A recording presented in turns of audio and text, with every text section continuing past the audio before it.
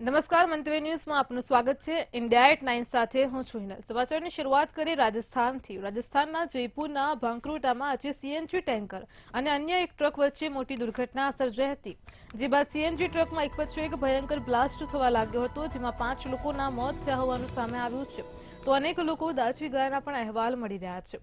આ ઘટનાની જાણ થતાં જ 22 જેટલા ફાયર બ્રિગેડના વાહનો ઘટના સ્થળે દોડી આવ્યા હતા। આગને કાબૂમાં લેવાના પ્રયાસ પણ હાથ ધર્યા હતા। Fire fighter, civil defence, police અને સ્થાનિક લોકોની મદદથી વાહનોમાં ફસાયેલા લોકોને બહાર કાઢવામાં આવ્યા હતા, ત્યારે ઘાયલોને હોસ્પિટલ લઈ જવામાં આવ્યા હતા। તો બીજી બાજુ આ વિસ્ફોટ એટલો ભયાનક હતો કે આજુબાજુમાં ઉભેલા 40થી વધારે વાહનો પણ બળીને રાખ થઈ ગયા હતા। આ દુર્ઘટના દીકલોથરની નજીક સવારે 5 વાગે સર્જાઈ હતી, ત્યારે મુખ્યમંત્રી ભજનલાલ શર્મા પણ એસએમએસ હોસ્પિટલ પહોંચ્યા હતા અને ઘાયલોને યોગ્ય સારવાર માટે નિર્દેશ આપ્યો છે। આ ઘટના વિશે સોશિયલ મીડિયા એક્સ પર પોસ્ટ કરીને દુઃખ વ્યક્ત કર્યું હતું। આ સાથે જ પૂર્વ મુખ્યમંત્રી અશોક ગેહલોતે પણ દુર્ઘટના પર શોક વ્યક્ત કર્યો છે।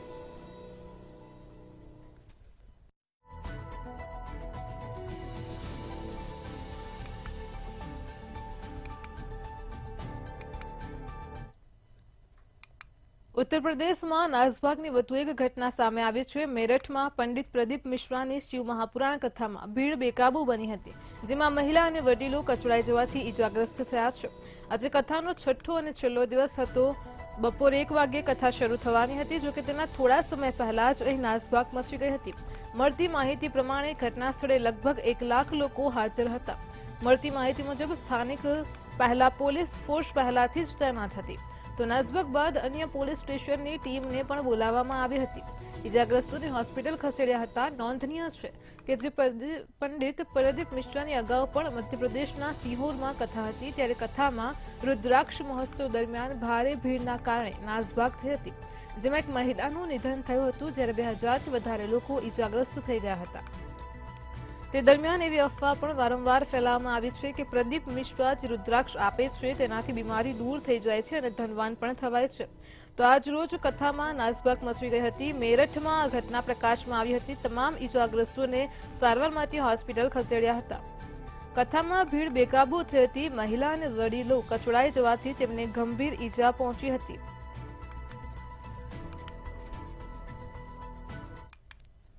મહારાષ્ટ્રના પુણેમાં એક ગંભીર અકસ્માત સર્જાયો હતો। 40 મુસાફરોથી ભરેલી બસ અચાનક પલટી ખાઈ જતા 5 લોકોના ઘટના સ્થળે જ મોત થયા હતા, જ્યારે 13થી 14 લોકો ગંભીર રીતે ઘાયલ થયા હતા। અકસ્માત પુણેના તમહાની ઘાટ નજીક સર્જાયો હતો, જ્યાં એક ખતરનાક વળાંક આવતા બસ પલટી ખાઈ ગઈ હોવાનું પણ અનુમાન લગાવવામાં આવ્યું છે। મળતી માહિતી પ્રમાણે આ બસ અકસ્માત સવારે 8 વાગ્યાની આસપાસ થયો હતો, જ્યારે બસ ચાકણથી મહાડ તરફ જઈ રહી હતી।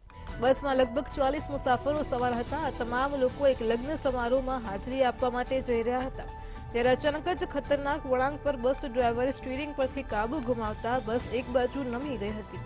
સ્થાનિકોએ પોલીસને જાણ કરતા જ પોલીસનો કાફલો પણ ઘટના સ્થળે દોડી આવ્યો હતો અને મૃતદેહનો કબજો લઈ પોસ્ટમોર્ટમ માટે મોકલવામાં આવ્યા હતા, તો બીજી તરફ ઈજાગ્રસ્તોને પણ હોસ્પિટલ ખાતે ખસેડવામાં આવ્યા હતા।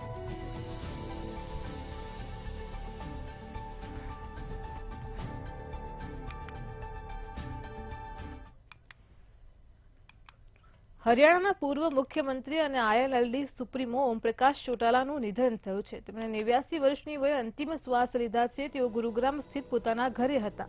તેમને હાર્ટ એટેક આવ્યો, જે બાદ તેમને 11:30 વાગે ગુરુગ્રામની મેદાંતા હોસ્પિટલમાં લાવવામાં આવ્યા હતા। લગભગ અડધા કલાક બાદ બપોરે 12 વાગે તેમણે અંતિમ શ્વાસ લીધા હતા। ચૌટાલા 5 વખત હરિયાણાના મુખ્યમંત્રી રહી ચૂક્યા છે। તેઓ ભારતીય રાષ્ટ્રીય લોકદળ તરફથી હરિયાણાના 7મા મુખ્યમંત્રી પણ રહી ચૂક્યા છે। તેઓ ભારતના 6થા નાયબ વડાપ્રધાન ચૌધરી દેવીલાલના પુત્ર હતા। તેઓ ભારતીય રાષ્ટ્રીય લોકદળના અધ્યક્ષ હતા। સીબીઆઈ કોર્ટે 27 મે 2022માં 16 વર્ષ જૂના અપ્રમાણસર સંપત્તિના કેસમાં ચૌટાલાએ 4 વર્ષની જેલની સજા ફટકારી હતી। વધુમાં દિલ્હીની સીબીઆઈ કોર્ટે તેમને 50 લાખ રૂપિયાનો દંડ પણ ફટકાર્યો હતો। આ સજા સાથે 2022માં તિહાડ જેલમાં 80 વર્ષથી વધારે વયના કેદીઓમાં એક ચૌટાલા 87 વર્ષની વયે દિલ્હીની તિહાડ જેલના સૌથી વૃદ્ધ કેદી બન્યા હતા।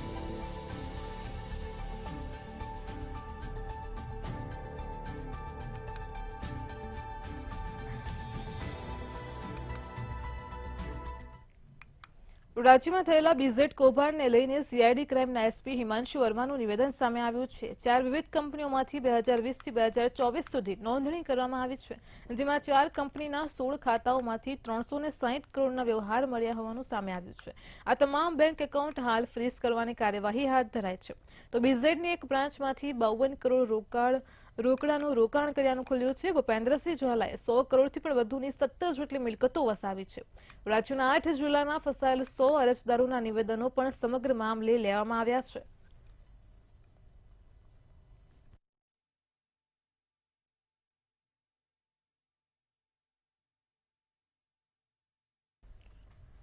ગાંધીનગરમાં સ્થાનિક સ્વરાજની ચૂંટણીઓ પહેલા સીએમ ભૂપેન્દ્ર પટેલની ઉપસ્થિતિમાં સમીક્ષા બેઠક યોજાઈ હતી, જેમાં તમામ જિલ્લાના વિકાસ કામોની સમીક્ષા માટે મહત્વની બેઠક મળી હતી। જિલ્લા કલેક્ટરોને વિકાસના કામો અને મહેસૂલી બાબતો પર વિશેષ ધ્યાન આપવા સૂચના આપવામાં આવી હતી। સાથે જ લેન્ડ ગ્રેબિંગના કાયદા હેઠળ તબક્કાવાર સમીક્ષા બેઠક કરવા ટકોર કરવામાં આવી હતી। તો સરકારી જમીનો પરના દબાણો દૂર કરવા અને રોડ રસ્તાના કામો સમય મર્યાદામાં પૂરા કરવા માટે સૂચના આપી હતી।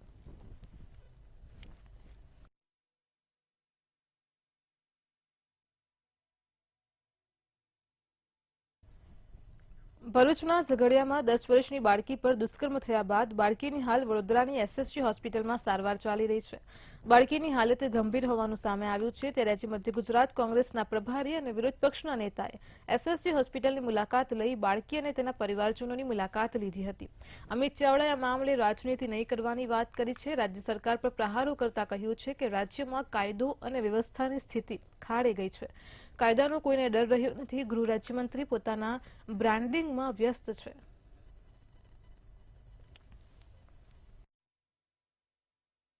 આ ઘટનાઓ કદાચ વ્યક્તિગત રીતે ગણી શકો, પણ એને જે સમાજમાં એક પછી એક આવી ઘટનાઓ બનતી જાય અને બળાત્કારીઓને કોઈ પણ જાતનો ડર ના રહે, એ જાતનું વાતાવરણ જે ગુજરાતમાં નિર્માણ થયું છે એ સ્પષ્ટ સરકારની નિષ્ફળતાઓ છે।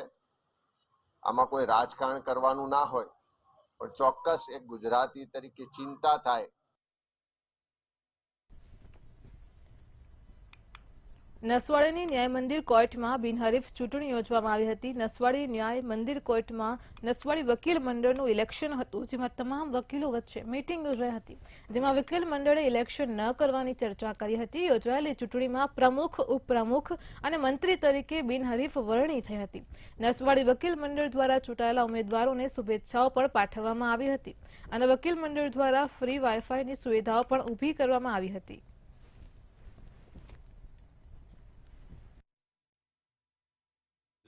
નહીં પણ સિલેક્શનની પદ્ધતિથી આજરોજ જે સિલેક્શન કર્યું છે એમાં પ્રમુખ તરીકે હું રમેશ આર પ્રજાપતિ, ઉપપ્રમુખ તરીકે જે.બી. શાહ, સેક્રેટરી તરીકે એસ.વાય. મહેમાન અને સહ સેક્રેટરી તરીકે શ્રી એ.પી. યાદવની નિમણૂક કરવામાં આવી છે। એ બદલ તમામ નસવાડી વકીલ મંડળનો ખૂબ ખૂબ આભાર માનું છું। આ તબક્કે વધારે નહીં બોલતા એટલું હું કહીશ કે જે નવા જે જુનિયર વકીલો છે એમને પ્રોત્સાહિત કરીશું। જે પણ સિનિયર વકીલ હોય છે એમને પ્રમુખ તરીકેનો હોદ્દો આપવામાં આવે છે। એક પ્રણાલિકાને આગળ વધાવતા આજ રોજ અમારા સિનિયર એડવોકેટ રમેશભાઈ આર પ્રજાપતિને પ્રમુખ તરીકે નિમણૂક કરવામાં આવેલી છે ને આગળ જે સમસ્યાઓ છે તે સમસ્યાઓનું અમે ખભેથી ખભા મિલાવીને પ્રમુખ, ઉપપ્રમુખ, મંત્રી, સહમંત્રી તમામ ભેગા થઈને તથા બહારના હોદ્દેદારો તમામ જે છે તે જુનિયરની જે પણ પ્રશ્નો છે તેમને વાચા આપી ને આગળ ઉત્તરોત્તર નસવાડી વકીલ મંડળની પ્રગતિ થાય તેવા પ્રયત્ન કરીશું। ગાંધીનગર જિલ્લાના પ્રશ્નોને લઈને કલેક્ટર સૌને સાથે રાખી ઝડપથી નિરાકરણ લાવે તેના માટે ભૂપેન્દ્ર પટેલે આહવાન કર્યું છે। વિકસિત જિલ્લાથી વિકસિત ભારતના સંકલ્પને સિદ્ધ કરવા માટે કલેક્ટર અને ડીડીઓને આહવાન આપવામાં આવ્યું હતું। આ સાથે જ પ્રોપર્ટી કાર્ડમાં પડતી મુશ્કેલીઓનું નિરાકરણ લાવવા જિલ્લાના પ્રવાસન મુદ્દે સ્વચ્છતા અને સુવિધાઓની ચર્ચાઓ સમીક્ષા બેઠકમાં કરવામાં આવી હતી, તેમજ યોજનાના અમલીકરણ બાબતે પણ તમામ જિલ્લા વડાઓ સાથે 1-to-1 ચર્ચા સમીક્ષા કરાઈ હતી। મુખ્યમંત્રી દર 3 મહિને તમામ જિલ્લા કલેક્ટરો અને ડીડીઓ સાથે સમીક્ષા બેઠક પણ કરશે। 18 જેટલી કૌશલ્યની બાબતમાં પણ ચર્ચા કરવામાં આવી। એના માટે પણ જે સચિવશ્રી છે પ્રવીણ સોલંકી જે છે એમની ઉપસ્થિતિમાં એમને આનું આખું રિવ્યુ કર્યું। નવસારીમાં જમીનની ઉચાપત કરવાની ઘટના સામે આવી છે। જમીનનો માલિક ઈશ્વર પટેલ, જે છેલ્લા ઘણા વર્ષોથી કેનેડામાં સ્થાયી છે, આરોપીને તેની જાણ થતાની સાથે જમીનના જ ખોટા દસ્તાવેજો બનાવ્યા હતા તેમજ અજાણ્યા વ્યક્તિને જમીનનો માલિક બતાવીને જમીન વળતરના 86,12,000 રૂપિયાની ઉચાપત કરી હતી, જેની જાણ થતાં જમીનના સાચા માલિકે પોલીસ ફરિયાદ કરી હતી। પોલીસે આરોપીની શોધ હાથ ધરતા જ આરોપીએ જે એકાઉન્ટમાં રૂપિયા ટ્રાન્સફર કરાવ્યા હતા તે નંબર ટ્રેસ કર્યો હતો। તે દરમિયાન સામે આવ્યું કે એક આરોપી રાજસ્થાનના બાડમેરમાં સ્થાયી છે। પોલીસે તે આરોપીની રાજસ્થાનથી અટકાયત કરી છે તેમજ અન્ય 3ની શોધખોળ પણ હાથ ધરી છે।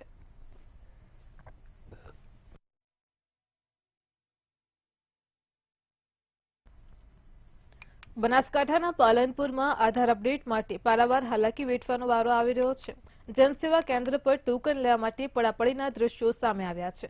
આધાર અપડેટને લઈને શહેરીજનો મુશ્કેલી વેઠી રહ્યા છે તો વહીવટી તંત્રની ઘોર બેદરકારીના દ્રશ્યો પણ સામે આવ્યા છે। વહેલી સવારથી જ લોકો કતારોમાં ઊભા રહેવા માટે મજબૂર બન્યા છે। આધાર કેન્દ્ર ખુલતાની સાથે જ ટોકન લેવા માટે લોકો પડાપડી કરી રહ્યા હતા તો આધાર કાર્ડ અપડેટના કેન્દ્રો વધારવા માટે પણ લોકો દ્વારા માંગ કરવામાં આવી છે।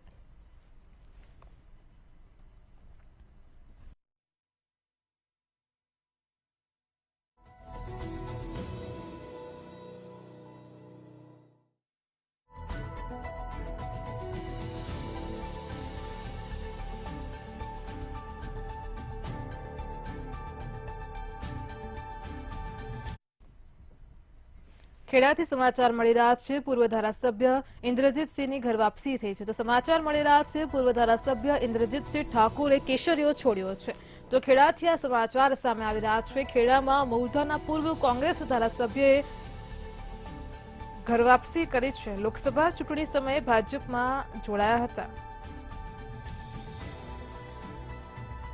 ઇન્દ્રજીતસિંહ પરમારે જણાવ્યું છે કે હું પરિવારમાં પાછો આવ્યો છું।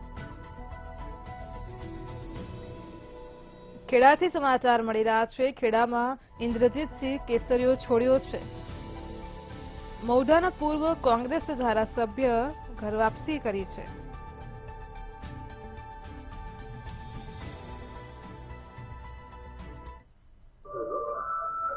ઇન્દ્રજીતસિંહ ફરી એકવાર આપણે ઘર વાપસી કરી છે, એટલે કે ભાજપ પહેલા કોંગ્રેસમાં હતા, ભાજપમાં ગયા અને ફરી કોંગ્રેસમાં પાછા આવ્યા છે।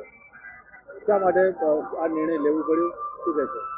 આજે મીડિયાના માધ્યમ દ્વારા હું જે બીજેપીમાં ગયેલો, કોંગ્રેસ એ મારું ગોત્ર છે, મારો પરિવાર છે અને મારા પરિવારમાં હું પાછો આવ્યો છું। કોંગ્રેસની વિચારધારા સાથે હું જોડાયેલો છું। ભાજપની જે વિચારધારા છે એના જે વિચારો છે એની સાથે હું સહેજ બી સંમત નથી। કોંગ્રેસમાં હતો, છું અને રહેવાનો છું। હું એ પાર્ટી સાથે જે ગયેલો એ મારી ભૂલ હતી। એ ભૂલને સ્વીકારીને આજે હું પાછો કોંગ્રેસ પાર્ટીમાં આવ્યો છું। મારો પરિવાર છે અને મારા પરિવાર સાથે ફરીથી હું જોઈન થયો છું। સુરતમાં મગદલ્લા રોડ પર કારમાં આગ લાગી હતી। કારમાં બ્લાસ્ટ થયા બાદ આ કારમાં આગ ભભૂકી ઉઠી હતી તો સુરતથી સમાચાર મળી રહ્યા છે। સુરતના મગદલ્લા રોડ પર કારમાં આગ લાગી હોવાની ઘટના બની હતી। કારમાં બેઠેલા યાર્ડના વેપારી દીપક પટેલનું મોત થયું છે। કારમાં આગ લાગતા જ ફાયરની ટીમ પણ ઘટના સ્થળે પહોંચી ગઈ હતી। આગની ઘટનાને પગલે ધુમાડાના ગોટે ગોટા દૂર દૂર સુધી જોવા મળ્યા હતા। આગમાં સંપૂર્ણ કાર બળીને ખાખ થઈ છે તો સમાચાર મળી રહ્યા છે સુરતથી। સુરતના મગદલ્લા રોડ પર એક કારમાં બ્લાસ્ટ થયો હતો અને ત્યારબાદ કારમાં આગ લાગી હતી। કારમાં બેઠેલા યાર્ડના વેપારી દીપક પટેલનું મોત થયું છે।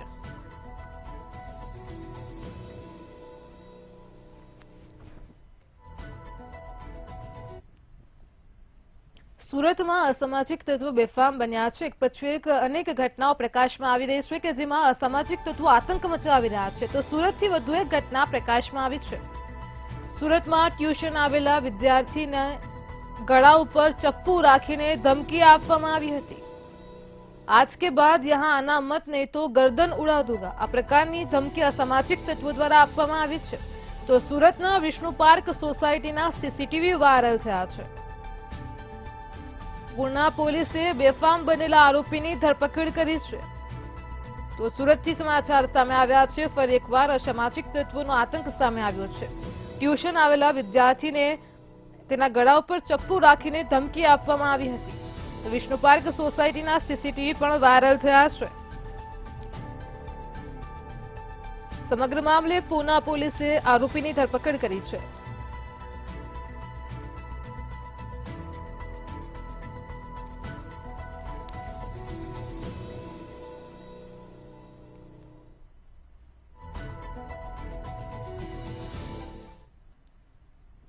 રાજકોટના જેતપુરથી સમાચાર મળી રહ્યા છે. હાલ અત્યારે એક મૃતદેહ મળી આવવાની ઘટના પ્રકાશમાં આવી છે. તો રાજકોટના જેતપુરમાં સોમનાથ ગાર્ડનમાંથી યુવકનો મૃતદેહ મળી આવ્યો છે. તો યુવકના મૃતદેહ પર ઈજાના નિશાન પણ જોવા મળ્યા છે. મૃતદેહ મળવાને મામલે પોલીસે સમગ્ર મામલે તપાસ હાથ ધરી છે. ઘટના સ્થળે મોટી સંખ્યામાં લોકો પણ એકત્રિત થયા હતા. હાલ તો મૃતદેહને પોસ્ટમોર્ટમ અર્થે હોસ્પિટલ ખાતે ખસેડવામાં આવ્યો છે. તો રાજકોટના જેતપુરથી સમાચાર મળ્યા છે. જેતપુરમાં સોમનાથ ગાર્ડનમાંથી યુવકનો મૃતદેહ મળી આવ્યો હતો. ઘટનાને પગલે લોકોના ટોળેટોળા એકઠા થઈ ગયા હતા. યુવકના મૃતદેહ પર ઈજાના નિશાન પણ જોવા મળ્યા છે. મૃતદેહ મળવાને મામલે પોલીસ પણ ઘટના સ્થળે પહોંચી વધુ તપાસ કરી રહી છે. ઘટના સ્થળે મોટી સંખ્યામાં સ્થાનિકો પણ એકત્રિત થયા હતા. સોમનાથ ગાર્ડનમાંથી યુવકનો મૃતદેહ મળતા ચકચાર મચી જવા પામી છે. હાલ તો મૃતદેહને પોસ્ટમોર્ટમ અર્થે હોસ્પિટલ ખાતે ખસેડાયો છે.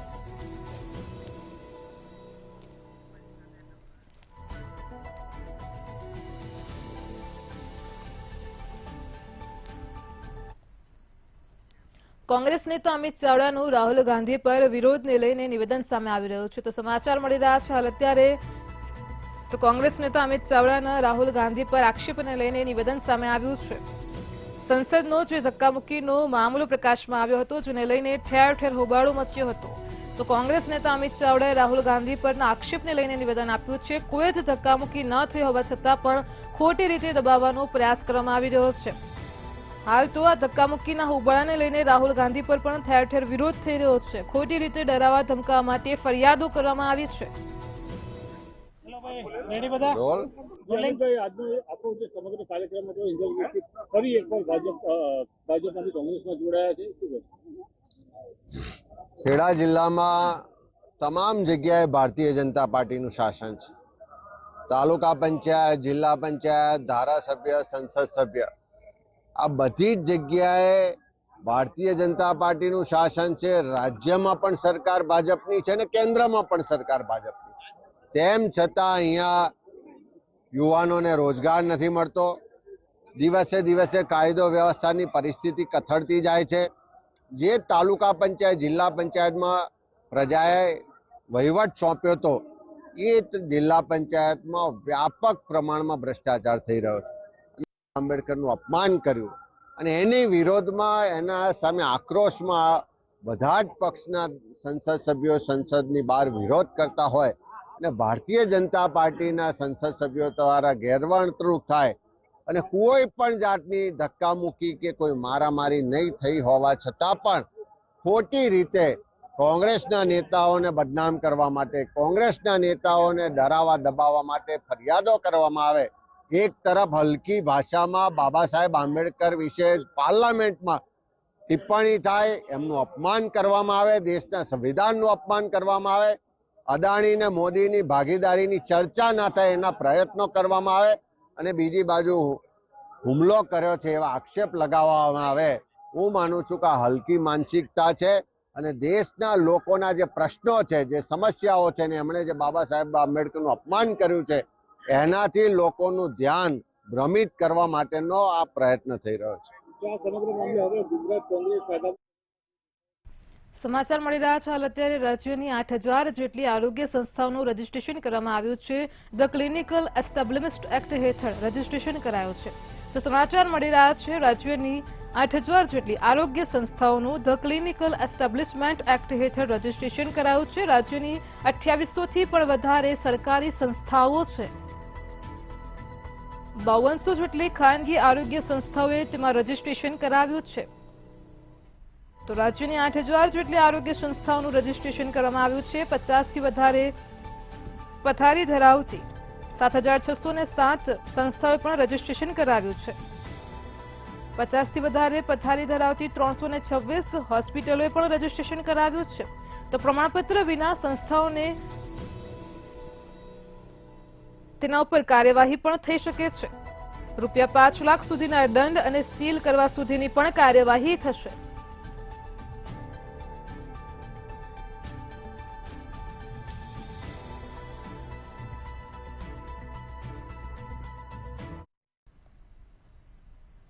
ડિજિટલ છેતરપિંડીની અનેક ઘટનાઓ પ્રકાશમાં આવી રહી છે, ત્યારે વધુ એક ઘટના ખેડા જિલ્લાના લશુંદરાથી સામે આવી છે, જ્યાં ઓસ્ટ્રેલિયામાં રહેતા પુત્ર વિરુદ્ધ દુષ્કર્મની ફરિયાદ નોંધાઈ હોવાનું કહીને પિતા સાથે ₹3,50,000ની છેતરપિંડી આચરવામાં આવી છે.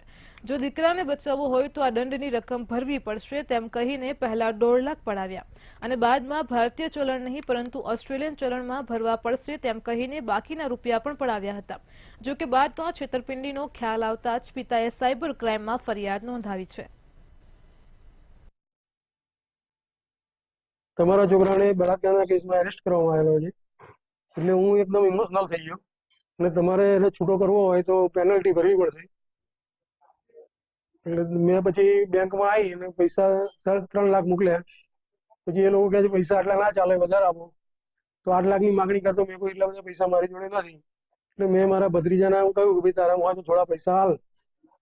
તો પછી એને સીધા એને ગૂગલ પે કર્યા અને પછી અમારા ચિરાગનો ફોન, અમારા બાબાનો ફોન આવ્યો.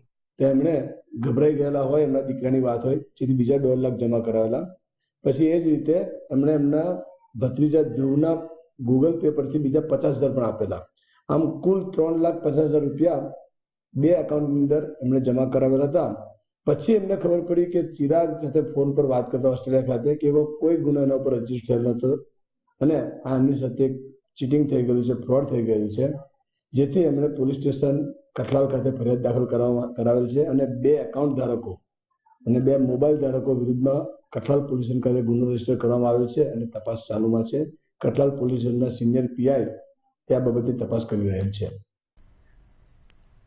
મહેસાણા કલેક્ટર એમ નાગરાજુને કડીની પ્રાંત કચેરી અને મામલતદાર કચેરીની મુલાકાત લીધી હતી. તેમણે જનસેવા કેન્દ્ર, ઈ-ધરા કેન્દ્ર અને સબ રજિસ્ટ્રાર કચેરી સાથે સર્કલ ઓફિસરની પણ કામગીરીનું નિરીક્ષણ કર્યું હતું, જેમાં આધાર કાર્ડ, રાશન કાર્ડમાં સુધારા વધારા તેમજ અન્ય કામગીરી અંગે પણ અરજદારોને મુશ્કેલીઓ ન પડે તે માટે જરૂરી સૂચનાઓ આપી હતી. સબ રજિસ્ટ્રાર કચેરીમાં દસ્તાવેજ નોંધણીની કાર્યવાહી તેજ બને તે માટે પણ કલેક્ટરે માર્ગદર્શન પૂરું પાડ્યું છે.